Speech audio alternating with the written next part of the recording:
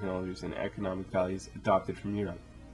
These relationships between countries were vital for the development of globalization, since when there was a greater amount of contact countries had with each other, the smaller the world began to seem. Though globalization was progressing at a very speedy rate, it severely slowed down throughout the majority of the 20th century. World War I, or rather, the aftereffects of World War I, caused this halt in progress. Because of imperialism, tensions were high between the civilized European countries. Competition for land was fierce. Arguments regarding borders in India were common. This caused paranoia that one day some country in Europe would declare war and attack. This eventually happened, of course, and World War I occurred. To summarize, World War I was a war between the Triple Entente, which consisted of Great Britain, France, and Russia, and eventually the United States, and the Triple Alliance, which consisted of Germany, Austria-Hungary, and Italy. After World War I ended in 1918, many countries were crushed, and literally and financially. Britain was bombed to the ground, and Germany was blamed for the cause of the war, and was taxed heavily by other European countries. As a result, Germany's economy was ruined. Inflation was so bad that it took a wheelbarrow full of money to buy one loaf of bread. The United States was not harmed nearly as much by World War I and gave financial aid to other countries until 1929, when the stock markets crashed and caused the Great Depression, which then ruined the United States' economy. The United States was then put into a similar situation as the devastated European countries. The bad economy at the time and general distrust of other countries severely slowed down globalization. Countries were not motivated to expand or lend a hand at helping each other because of the issues of money and rebuilding their own homeland. Tensions between countries were still very high, especially with Germany, which in turn slowed down interaction between nations and therefore halting progress of globalization. This is the attitude most countries had until World War II. World War II started in 1939 when Nazi Germany started its attempt to take over Europe. The Allied powers of Britain, the USSR, and the United States of America faced off against the Axis powers consisting of Germany, Japan, and Italy. Yet again, after the war, countries like Great Britain and the USSR were financially crushed after the war, but a depression like the one in 1929 did not occur again, so countries recuperated fairly quickly. After World War II, the Cold War began. The Cold War was primarily caused by distrust between the United States of America and the USSR. Each country thought they would attack one another because of each country's stance on the way countries should be ruled.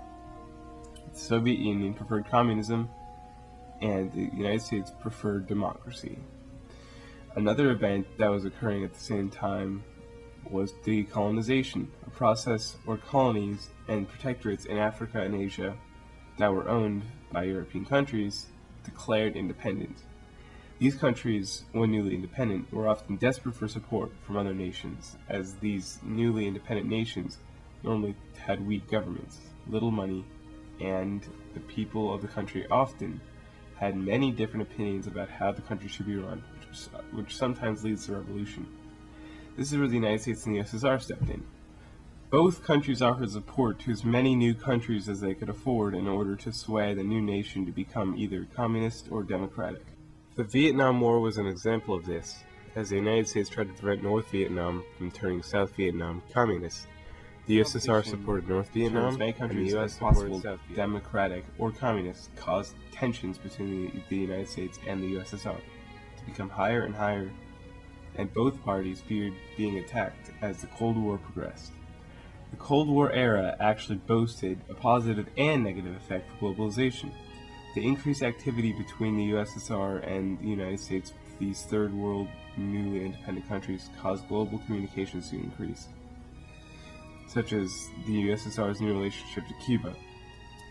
These third world countries were finally able to interact with more powerful countries, and because of this, the world became flattered.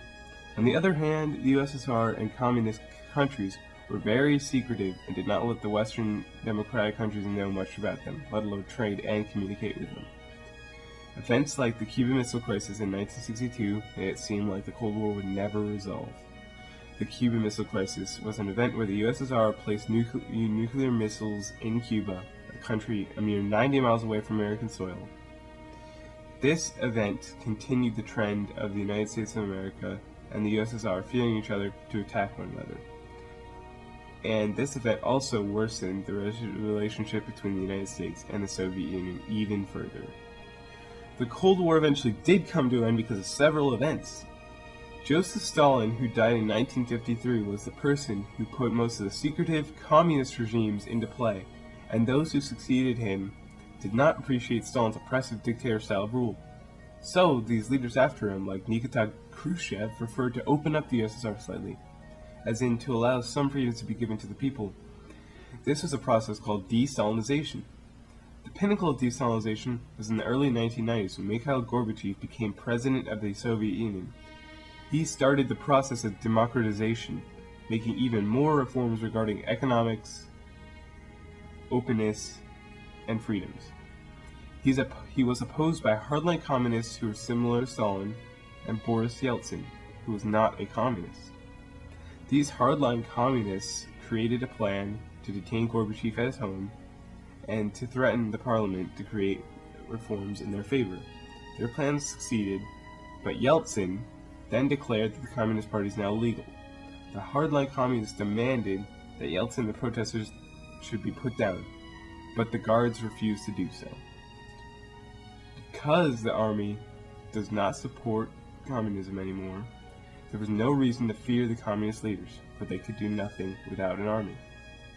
Boris Yeltsin was then elected the first president of Russia in 1991.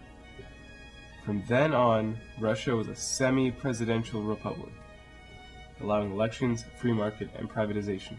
Since the USSR fell, many of the countries under communist control were no longer pressured by the Soviet Union, and as such, had reforms to no longer become communist. So ended the Cold War and the separation between the Western democratic countries and Eastern communist countries, allowing the network for communication and trade to grow once more. In the end, if you look back at all of the events after the Industrial Revolution, you'll realize that without the Industrial Revolution itself, none of these events would be possible. Imperialism would not have occurred because there would have been no motivation to go to Africa. So that means there would have been little to no contact with Africa. Without imperialism, World War I would have not taken place. And without World War I, there would have been no reason for Hitler to cause World War II.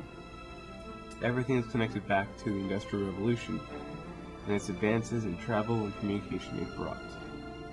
All these events affected globalization, and in the end, globalization was allowed to advance to its peak. Wherever will the world we live in be considered small, and 200 years ago, it was considered to be much larger.